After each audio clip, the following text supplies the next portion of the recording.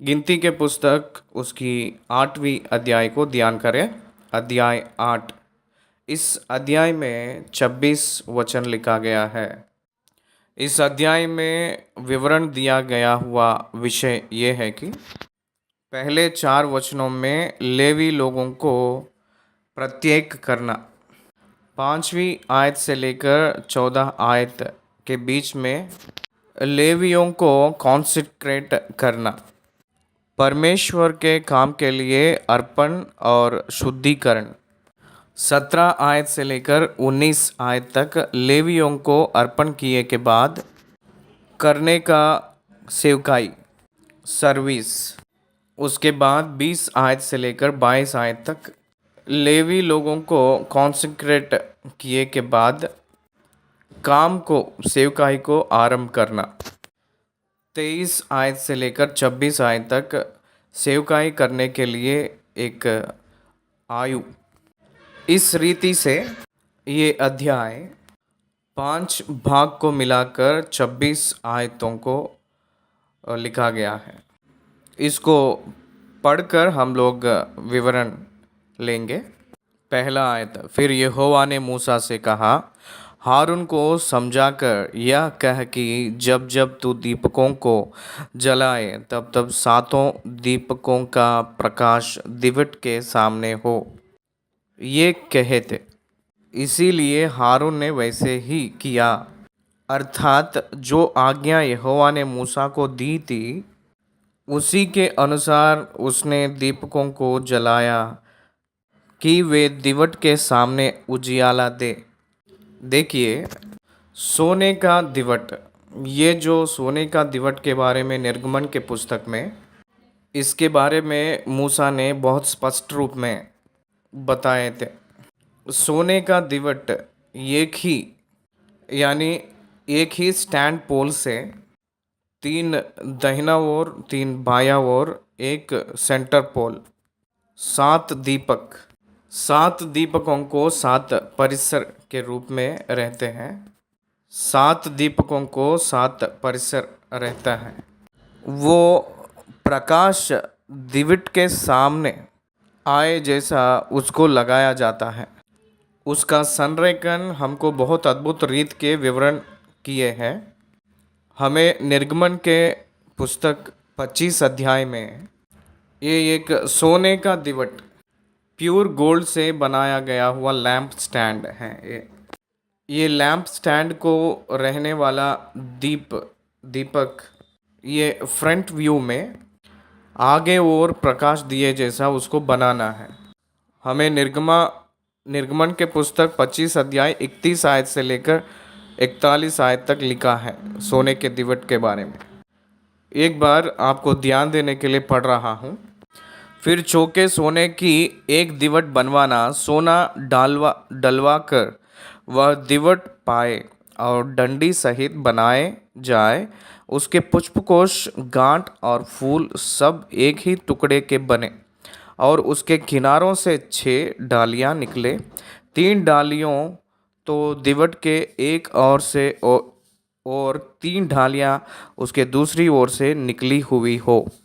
एक एक डाली में बादाम के फूल के समान 3-3 पुष्पकोश, एक एक गांठ और एक एक फूल हो। दिवट से निकली हुई चाहों डालियों का यही आकार या रूप हो और दिवट की डंडी में बादाम के फूलों के समान 4 पुष्पकोश अपनी अपनी गांठ और फूल समेत हो और दिवट से निकली हुई चाहों डालियां में से 2-2 डालियां के नीचे एक एक गांठ हो। वे दिवट समेत एक ही टुकड़े के बने हुए हो। उनकी गांठें और डालियां सब दिवट समेत एक ही टुकड़े की हो। चौका सोना डलवा कर पूरा दिवट एक ही टुकड़े का बनवाना। एक ही टुकड़े का बनवाना है। Very special one. दीपकों को जलाने के लिए कहे थे, क्योंकि ये सोने का दिवट परम पवित्र स्थान में रहती हैं। लैंप्स स्टैंड कहते हैं। इस सोने के दिवट में से निकलकर जो आता है रोशनी, वही रोशनी पवित्र स्थान में रहती है। इसलिए दीपकों को जलाने वाला प्रधान याजक होता है। ये यीशु मसीह को हमें अंदरूनी के आंखें, मन की आंखें जो जलाया है ना, उसको एक चिन्ह के रूप में दिखाई दे रही हैं। परम पवित्र स्थान में संदूक रहती है और उसमें मन्ना से भरा हुआ सोने का मर्तबान और हारून की छड़ी जिसमें फूल फल आ गए थे और वाचा की पटियाँ थी। पवित्र स्थान में आते ही सोने का दिवट रहती है, धूप का वेदी रहती है और रोटियों का मेज रहता है। ये सारी वस्तु यीशु मसीह को ही दर्शाती हैं। सबसे पहले हृदय जलाना है, हृदय जलना चाहिए रोशनी से, यीशु मसीह के ज्योति से। The difference between believer and unbeliever, इन दोनों में एक ही अंतर है। प्रामुख्य भाग ये है कि जो व्यक्ति जला है उसकी मन में यीशु पैदा हुआ है, रोशनी से भर जाएगा, उद्धार पाया हुआ रहेगा। The one who lighten by the spirit of the Lord inside his heart and able to understand who he is, वो कौन है जानने के लिए परमेश्वर उसकी अंदरूनी को जला रहे हैं। इसीलिए एक विश्वासी अपने अंदरूनी को जांचने का उतना स्पष्ट रूप में अविश्वासी नहीं जांच ले सकता है, अपने अंदरूनी को नहीं जांच सकता है। मैंने एक प्रमुख व्यक्ति का इंटरव्यू को सुना हूँ रिसेंटली। उसने उसकी हृदय बदलाने का ज़रूरत नहीं है, मेरा हृदय बदलने का ज़रूरत नहीं है कहकर बहुत स्पष्ट रूप में निश्चय बताया था, क्योंकि उसके हृदय में दीपक नहीं जला है। उद्धार पाया हुआ व्यक्ति उसकी अंदरूनी को समझकर बदलना चाहता है। उद्धार को नहीं पाया हुआ व्यक्ति मेरे जीवन में बदलाव करने का ज़रूरत नहीं है, मैं तो ठीक ही हूँ कहकर सोचता है। इसीलिए सबसे पहले सोने के दिवट के ऊपर जो रहा है उस 7 दीपकों को जलाने के लिए प्रभु ने मूसा से कहे थे। उस रीति से हारून ने किया है कहकर लिखा है यहाँ। इसीलिए हारून ने वैसा ही किया, अर्थात जो आज्ञा यहोवा ने मूसा को दी थी उसी के अनुसार उसने दीपकों को जलाया कि वे दिवट के सामने उजियाला दे। परमेश्वर की ओर से जो भी आज्ञा आता है सेवक उस प्रकार करना चाहिए, करने का आवश्यकता सेवक को है, विश्वासी को भी है। वेरी सिंपल इश्यू, वचन को जानना एक और है तो वचन के हिसाब से चलना बहुत प्रामुख्य का कदम है, वो एक और है। बहुत से लोग बाइबल को रेगुलरली पढ़ते हैं लेकिन पालन नहीं करते, उसके अनुसार नहीं चलते। यही बहुत बड़ा पीछे होने का अर्थ। इसलिए परमेश्वर के पुत्रों ने उनके जीवन जलना और रोशनी से भरना और वो अपने आप को बदलना आरंभ होना चाहिए। हारून ने वैसे ही किया था जैसे परमेश्वर ने आज्ञा दिए हैं। और दिवट की बनावट ऐसी थी, अर्थात यह पाए से लेकर फूलों तक गड्ढे हुए सोने का बनाया गया था। जो नमूना यहोवा ने मूसा को दिखलाया था, मैंने बताया था ना आपको, दीपक का ये सोने दिवट यीशु मसीह का सादृश्य है कहकर। ये जो नमूना मूसा को कहाँ दिखाए थे? सीनाई पर्वत के ऊपर दिखाए थे मूसा को। ये जो नमूना कहाँ का है? ये स्वर्गलोक का है। इसलिए स्वर्ग में the centrality of the light is Jesus Christ. अगर आपको उसकी एग्जाम्पल चाहिए तो प्रकाशित वाक्य 21वीं अध्याय में वहाँ सूरज नहीं है कहकर कहता है। नया पृथ्वी पे समुंदर नहीं है, तो उसको कौन रोशनी के रूप में रहेंगे कहकर देखेंगे तो मेमना ही रोशनी के रूप में रहेगा। इसलिए यीशु मसीह मैं इस जग का ज्योति हूँ कहकर कहे थे, आई एम द लाइट कहे थे। इसीलिए उसकी रोशनी में एक व्यक्ति अपने अंदरूनी को देखता है।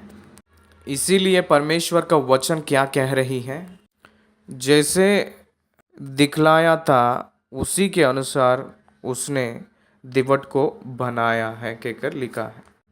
जैसे दिखलाया था वैसे ही उसके अनुसार ही दिवट को बनाना है और करना है। Moses saw the Jesus in heaven. उस लाइट की रिप्रेजेंटेशन ही भौतिक रूप में यहाँ उस दीपकों में से दिया गया है। इसीलिए Christ must be dwelt in your heart to look in to yourself, knew about yourself. 5वीं वचन से लेकर 14वीं वचन तक कॉन्सिक्रेशन ऑफ लेवाइट्स, लेवियों को शुद्धिकरण करना और अर्पण करना। यहाँ 3 बातों को हम लोग याद रखना है।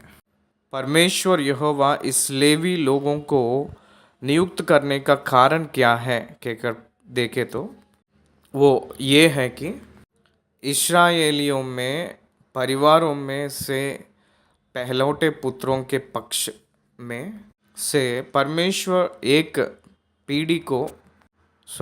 शाखा को अलग कर कर अपने लिए वो नियुक्त कर लिए थे। इस सत्य को गिनती के पुस्तक 8वीं अध्याय 18वीं आयत में लिखे थे। इस्राएलियों के सब पहलौठों के बदले लेवियों को लिया है कहकर इस वचन में हमको दिखाई देती है। इसलिए लेवियों को परमेश्वर ने अलग कर लिया था और प्रत्येक कर लिया है और अर्पण कर रहे हैं। इसका मतलब परमेश्वर की काम को करने के लिए लेवियों को यानी लेवी गोत्रों में से जो पैदा हुए पुरुष लोगों को ही केवल परमेश्वर ने मौका को योग्यता दिए हैं परमेश्वर के मंदिर के काम करने के लिए, नहीं तो नहीं हो पाएगा। बाकी कोई गोत्र वाले मंदिर के काम को नहीं करना है, परमेश्वर के मंदिर में आना मना है। लेवी लोगों में याजक लोग भी हैं। लेवी लोग 20 to 50 ईयर्स एज वाले, याजक लोग 30 to 50 उस एज के लोगों को प्रत्येक कर लिए थे। उसके बाद प्रधान याजक ने हारून के पुत्रों में से निकलकर आना। उस साल में उन लोगों के फैमिली ग्रुप्स के हिसाब में हाई प्रीस्ट हारून फैमिली से प्रायोरिटी के हिसाब से आकर सेवकाई करके जाते थे। इसलिए व्यवस्था के अनुसार मंदिर में नियुक्त किया गया हुआ लेवियों के बारे में परमेश्वर यहोवा ने मूसा से कह रहे थे 5वीं आयत से लेकर 5वीं आयत। फिर यहोवा ने मूसा से कहा, इस्राएलियों के मध्य में से लेवियों को अलग लेकर शुद्ध कर। अलग करना है, शुद्ध करना है, अर्पण करना है। Separation and sanctification. आपको चर्च में हर एक व्यक्ति लेवीट होंगे। ये ओल्ड टेस्टमेंट में इस्राएलियों ने कॉल्ड पीपल, चोजन पीपल। इस्राएलियों में Levites specially called people, but in New Testament all were called out. The church was called out and all were consecrated. कलीसिया परमेश्वर की ओर से बुलाहट पाकर परमेश्वर के लिए नियुक्त किया गया है। इसीलिए every believer can preach the gospel, actively participate in God's work.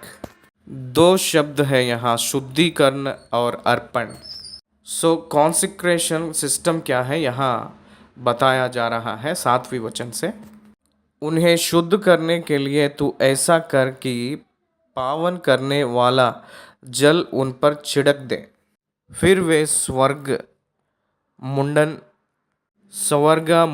कराए और वस्त्र धोए और वे अपने को शुद्ध करें, तब वे तेल से सने हुए मैदे के अन्न बलि समेत एक बछड़ा ले ले, और तू पाप बलि के लिए एक दूसरा बछड़ा लेना। आप लोग ध्यान दीजिए, इस्राएलियों ने पाप बलि देते वक्त 12वीं गोत्र के लोग मेंढा को लेकर आए थे और भेड़ को लेकर आए थे, लेकिन याजक के पास आते ही परमेश्वर ने पाप बलि के लिए बछड़ा को लेकर आने के लिए कह रहे थे। भेड़ बहुत छोटा सा जानवर है, बछड़ा बहुत बड़ा है। बछड़ा का मतलब भैंस, उसी जाति में का बछड़ा कहते हैं, buffalo. It gives more blood than the lamb. इसका मतलब more blood shed for more sanctification कहकर जो मीनिंग आए जैसा बछड़ा को लेकर आने के लिए कह रहे थे। उसके साथ वो लोग क्या करना है, संवर्गा मुंडन करना है, शुद्धि का रीति है ये। और उसके बाद वस्त्र धोना है और वो शुद्ध अपने को करना है। तब वे तेल से सने हुए मैदे को अन्न बलि समेत एक बछड़ा ले ले। मैदा यीशु मसीह को दर्शा रही है और तेल पवित्र आत्मा को दर्शा रही है। मैदा तेल से सने हुए जैसा रहना है। उन लोगों के निमित्त अंगीकार करना है तो they must be believers in Christ and must be anointed by the Holi spirit. That's happen in the New testament. ये नया नियम के विश्वासी लोगों को है तो सबको होगा। इसलिए इसको अलग करने के, शुद्धिकरण करने का विषय में पवित्र आत्मा परमेश्वर यीशु मसीह के उद्धार के साथ पवित्र आत्मा का अभिषेक इस लेवाइट्स को स्पेशली दे रहे हैं। ये एक अभिषेक का प्रभाव आउटसाइड टू इनसाइड, बाहर से लेकर अंदरूनी तक रहेगा। 10वीं आयत, तब तू लेवियों को यहोवा के आगे समीप ले आना और इस्राएली अपने अपने हाथ उन पर रखे। It should happen before all the Israelites, क्योंकि उन लोगों को पता चलना है परमेश्वर उनकी कुटुंबियों में से जेठा संतान के बदले लेवियों को नियुक्त कर लिए हैं कहकर। इसलिए मूसा ने उन लोगों को शुद्धिकरण किए हैं, इसीलिए उनको अर्पण कर रहे हैं, इसीलिए उनको पवित्र बनाए हैं। इन लोगों ने हमारे निमित्त काम करने जा रहे हैं कहकर उन लोगों को पता चले जैसा उनकी जनरल बॉडी नियुक्त कर रहे हैं। साधारण सभा कहते हैं ना वो। तो इस्राएली अपने अपने हाथ उन पर रखना। देखिए, इसका मतलब हाथ रखने का मतलब हमेशा ट्रांसफ़र ऑफ सिन को दर्शाती है। इसका मतलब responsibility of our sins transfer to you as a priest. समझ में आ रहा है? ये प्रीस्ट पाप बलि देते समय अपने हाथ को लेके जाकर उस बलि होने वाली पशु के ऊपर रखेंगे। इसका मतलब ही transferred sin into that sacrifice animal, बलि होने वाली पशु के ऊपर रखते हैं। इसलिए यहाँ देखें तो लेवियों के ऊपर इस्राएलियों ने अपने अपने हाथ रखना है। तब हारून लेवियों को यहोवा के सामने इस्राएलियों की ओर से हिलाई हुई भेंट करके अर्पण करे कि वे यहोवा की सेवा करने वाले ठहरे। जनरल बॉडी इन लोगों को प्रतिष्ठित कर रही है। हारून से मिलकर सारी समाज परमेश्वर को इन लोग सौंप रहे हैं। ये बहुत बड़ा कार्यक्रम है। एक्चुअली हमें इस समय कॉन्सिक्रेशन सिस्टम्स नहीं है। न्यू टेस्टमेंट में स्पिरिचुअल कॉन्सिक्रेशंस ही है, केवल आत्मा के संबंधित अभिषेक ही है। बाहर मनुष्य जो करते हैं उसका ज़रूरत नहीं है, उसको परमेश्वर अंगीकार नहीं करेगा। वो ओल्ड टेस्टमेंट में सिंबॉलिक के रूप में कहा गया हुआ कॉन्सेप्ट है। इस समय तो पवित्र आत्मा परमेश्वर हम लोगों को कॉन्सिक्रेट कर रहे हैं, जो यीशु मसीह के ऊपर विश्वास करते हैं उन लोगों को। मैंने परमेश्वर की सेवकाई में आया हुआ साल 1990 था। मुझे एक चर्च में अलग करके कॉन्सेक्रेट किए थे, प्रार्थना किए थे एक पास्टर जी। वैसे किए सो जब मेरा पिताजी ने मुझे चूम कर रोए थे, क्योंकि उस दिन से मेरा लाइफ कॉमन मैन के रूप में नहीं रहेगा, कॉमन मैन के जैसा। I dedicating my life specially to the ministry कहकर जो भावना में उन्होंने उनके आंखों में आंसू रख लिए थे, क्योंकि उनके पिताजी ने परमेश्वर के दास थे। उनको पता है कि परमेश्वर के दास का मतलब कितने कष्ट उठाना पड़ेगा। परंतु बाइबल क्या कहती है न्यू टेस्टमेंट के हिसाब से? नो पर्टिकुलर ह्यूमन कॉन्सिक्रेशंस, कोई भी मनुष्य अभिषेक नहीं कर पाएगा, परमेश्वर ही अभिषेक करना है। ये पुराना नियम का एक छाया है, इसलिए उस रीति से किया गया है। So what I mean to say is every Christian is consecrated by the Spirit of the God for the work of the God. परमेश्वर की सेवकाई के लिए सभी लोग बुलाए हुए ही लोग हैं। ये कहते वक्त मैं कहना है, बहुत अवश्य है कहना, प्रेजेंट टाइम्स में न्यू टेस्टमेंट क्या है मैं आपको बताना है, इसीलिए बता रहा हूँ।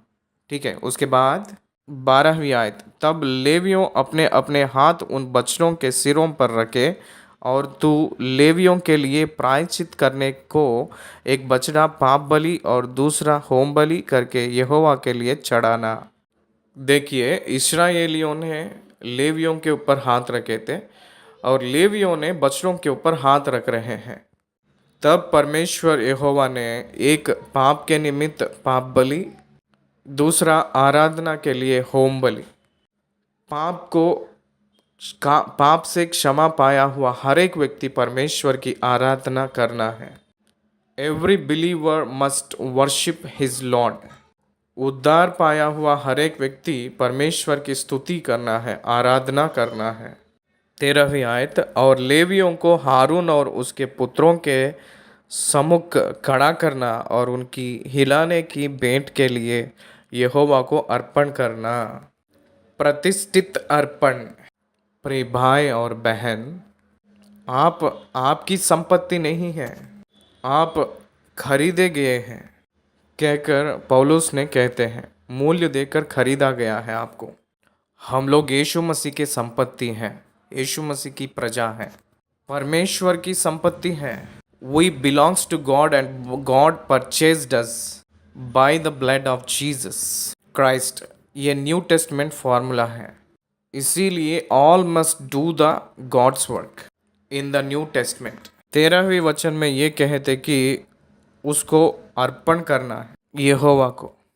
इस प्रकार तू उन्हें इस्राएलियों में से अलग करना और वे मेरे ही ठहरेंगे।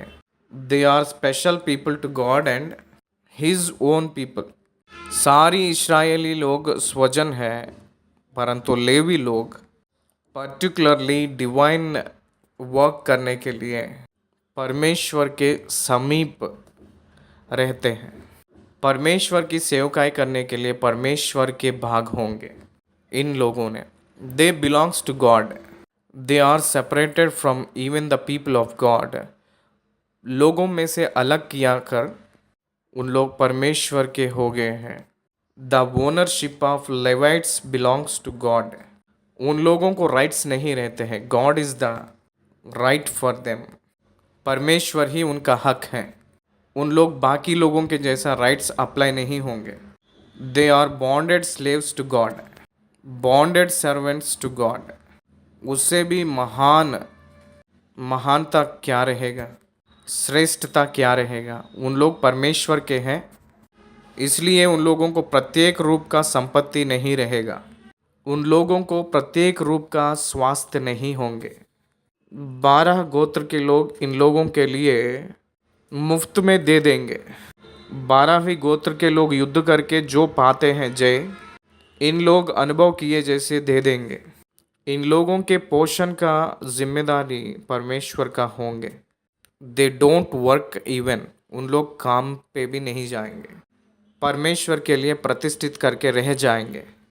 परमेश्वर के काम पे ही उन लोग रह जाएंगे। उस मंदिर के ऊपर ही वो लोग अपने जीवन का जीविका रहता है। ये है परमेश्वर उन लोगों के लिए नियुक्त किए हैं। 15वीं आयत। और जब तू लेवियों को शुद्ध करके हिलाई हुई भेंट के लिए अर्पण कर चुके, उसके बाद वे मिलाप वाले तंबू संबंधित सेवा टहल करने के लिए अंदर आया करे।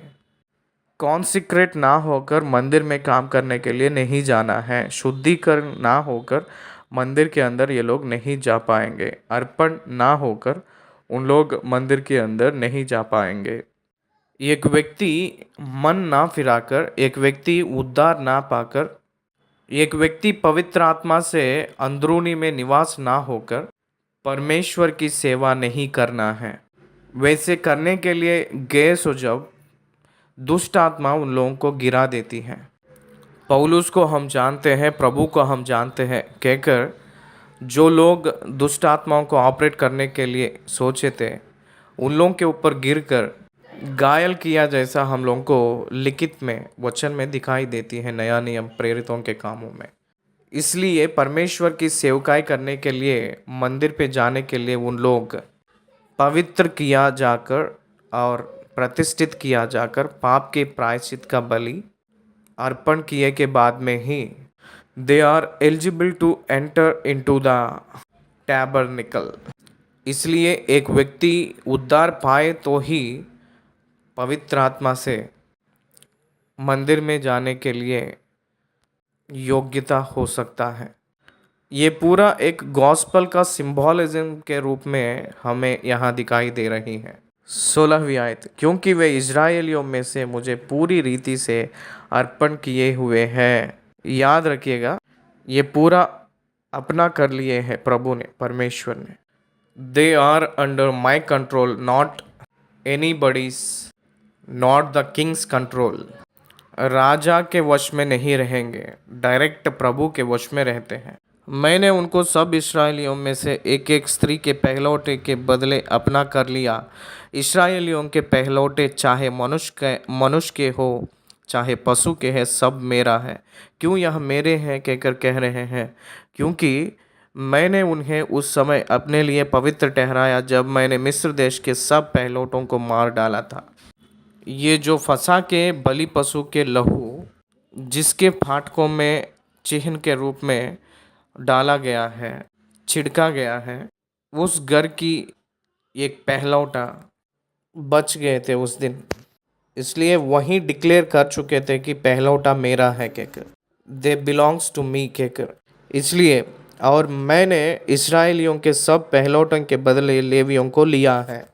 इन लोग मेरे हैं, उसी दिन हो गए थे मेरे। उन लोग जो पैदा नहीं हुए थे उस समय, वो लोग भी परमेश्वर के लिए प्रतिष्ठित हो चुके थे। क्या आप समझ रहे हैं? मिस्र देश में जब वो लोग फंसा के परों को आचरण में रखे थे, रीति किए थे, फंसा के परों को किए थे, उसी दिन मिस्री लोगों के पहलौठे पुत्र जो मर गए थे, जो बच गए थे 12 गोत्रों के जेठा, परमेश्वर उनका है कहकर प्रतिष्ठित कर लिए थे। और मैंने इस्राएलियों के सब पहलौठे के बदले लेवियों को लिया हूँ।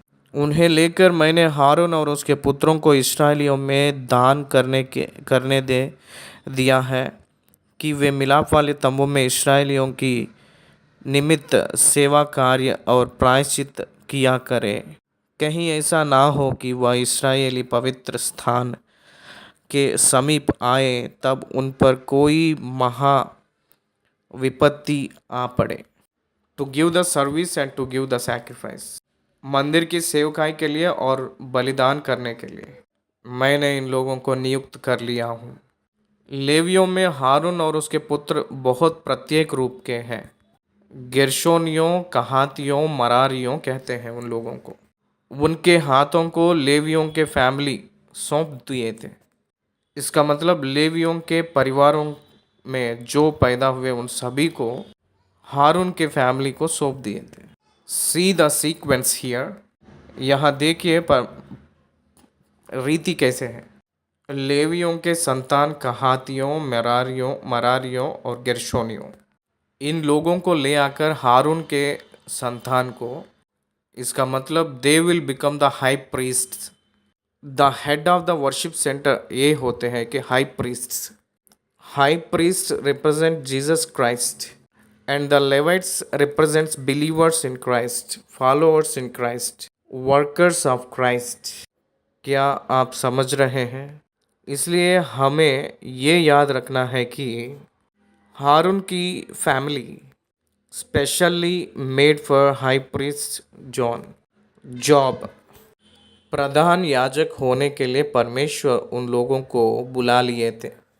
इस्राएलियों में से दान करके दे दिया है कि वे मिलाप वाले तंबू में इस्राएलियों के निमित्त सेवा कार्य और प्रायश्चित किया करें।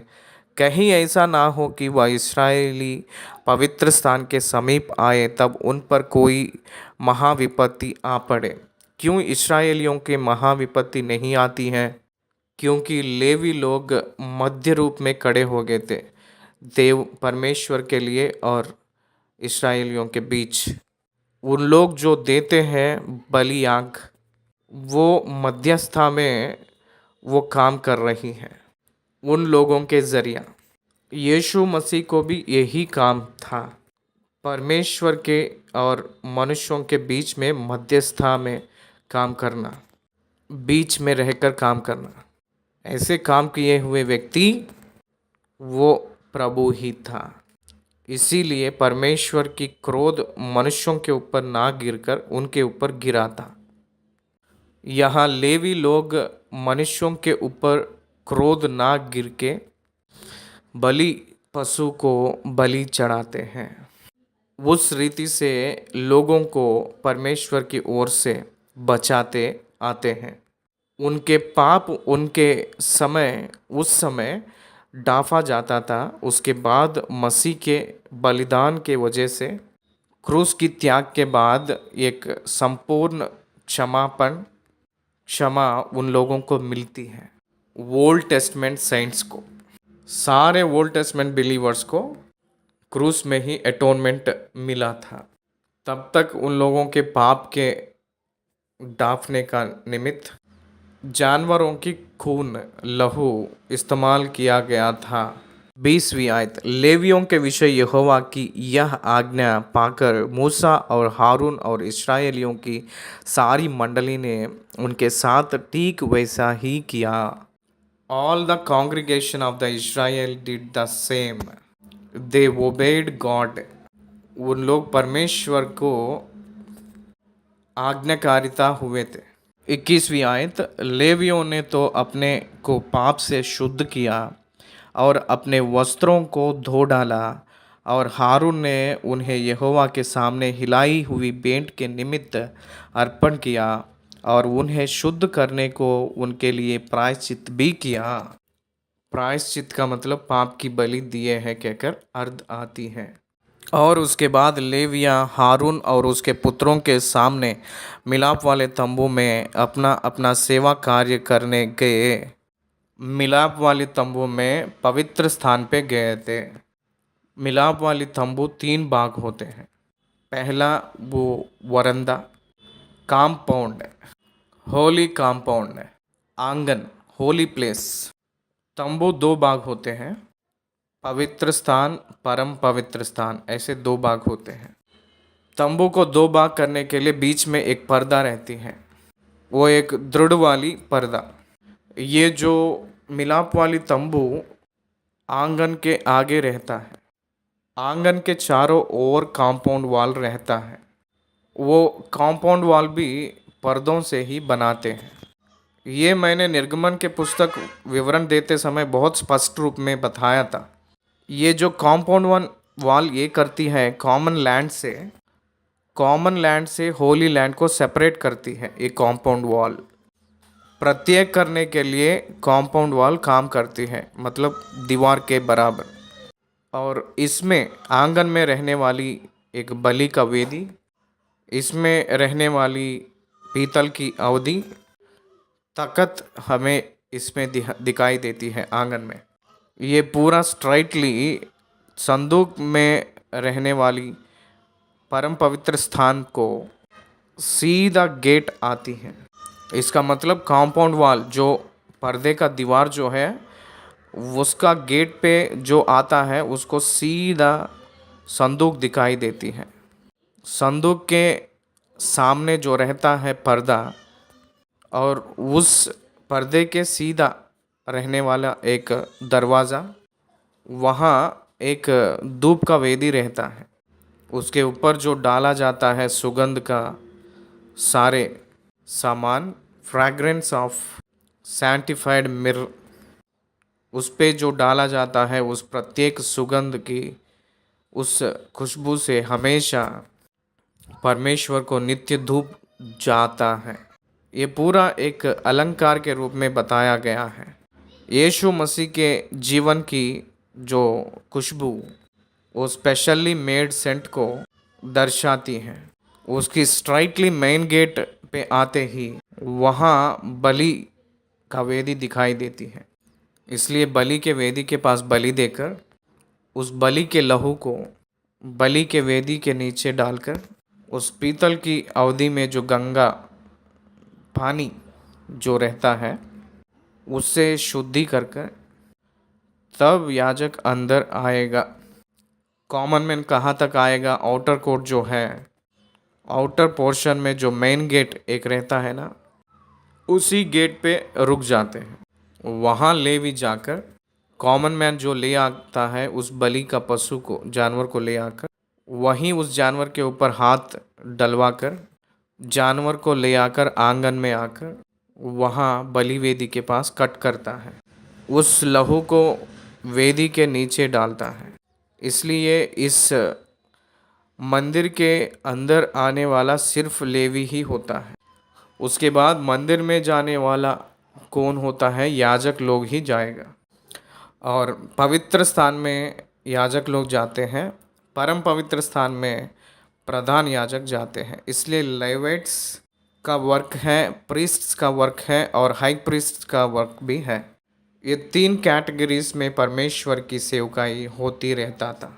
मिलाप वाली तंबू में सेवकाई करने के लिए लेवी लोग मिलाप वाली तंबू में प्रवेश किए हैं। 23 आयत, फिर यहोवा ने मूसा से कहा, जो लेवियों को करना है वह ये है। यहाँ से क्या कहने जा रहे हैं? एज ग्रुप को कंफर्मेशन किए हैं। 24 आयत से लेकर 26 आयत तक जो लेवियों को करना है वह यह है कि 25 वर्ष की आयु से लेकर उससे अधिक आयु में मिलाप वाले तंबू संबंधी काम करने के लिए भीतर उपस्थित हुआ करे। फिर से पढ़ रहा हूँ। जो लेवियों को करना है वह यह है कि 25 वर्ष की आयु से लेकर उससे अधिक आयु में वे मिलाप वाले तंबू संबंधी काम करने के लिए भीतर उपस्थित हुआ करे। Everyone must come. इसलिए लेवी लोगों को, आज के विश्वासियों को, न्यू टेस्टमेंट बिलीवर्स को, उन लोग और ये लोग एक ही हैं, लेवाइट्स एंड बिलीवर्स। ऑल लेवाइट्स और बिलीवर्स, हर एक व्यक्ति काम करना है, कोई एक विषय में काम करना है, परमेश्वर की एक साक्षी के रूप में सेवा करना है। वो जहाँ रहता है वहाँ सुसमाचार की सेवकाई करना है। और जब 50 वर्ष के हो तो फिर उस सेवा के लिए ना आए और ना काम करें। इस समय अपने एपी स्टेट में 62 वर्ष रखे हैं। हम लोगों को नौकरी नहीं चाहिए कहकर कहते तो भी जो सरकारी लोगों को प्यार करते हुए वो लोग 62 वर्ष तक रखे हैं, 20 to 50, क्योंकि उन लोग बहुत काम करना पड़ता है। उन लोग लकड़ियों को लेकर आना है, बलि चढ़ाना है, बलि का जानवर को काटना है, अलग अलग प्रकार के काम करना है बलि विषय में। टेम्पल को हमेशा शुद्धिकरण करना है। और वो तो मूवेबल टबरनेकल है, वो पर्दों से बनाया गया हुआ एक मंदिर है, उसको उठाकर ले चलना पड़ता है कभी कभी। ये वर्क्स पूरा उन लोगों को रहता है। इसलिए उन लोग 50 ईयर्स को रिटायरमेंट दिया गया है। ये हम लोग जानना चाहिए। और जब 50 वर्ष के हो तो फिर उस सेवा के लिए ना आए और ना काम करे, परंतु वे अपने भाई बंधुओं के साथ मिलाप वाले तंबू के पास रक्षा का काम किया करे और किसी प्रकार का सेवा कार्य ना करे। लेवियों को जो जो काम सौंपे जाए उनके विषय तू उनसे ऐसा ही करना। रक्षा का काम अलग है, सेवा कार्य अलग है। सेवा कार्य लेवी लोग करेंगे और काम जो है लेवी के गोत्र के लोग करेंगे। काम करने वाला हर एक इस्राएली 12 गोत्र के लोग दशवांश ले आकर सेवा की कार्य करने वाले लेवियों को देना है। ये परमेश्वर का एक आज्ञा है, इसलिए इन लोग सेवा कार्य ही करना है, काम पे नहीं जाना है इन लोग। यज्रा के काल में तो काम किए जैसा दिखाई देता है, इसलिए उन लोगों को बहुत बड़ा समस्या आई थी। लेवी लोग काम नहीं करना है, सेवा कार्य ही करना है उन लोग, परंतु वे अपने भाई बंधुओं के साथ मिलाप वाले तंबू के पास रक्षा का काम किया करें। They are responsible for the whole sanctuary. पवित्र आंगन में उन्हीं लोग जिम्मेदारी उठाना है। इस रीति से लेवियों के बारे में विवरण 8वीं अध्याय गिनती के पुस्तक में कहा गया है। इस अध्याय को खत्म किए हैं।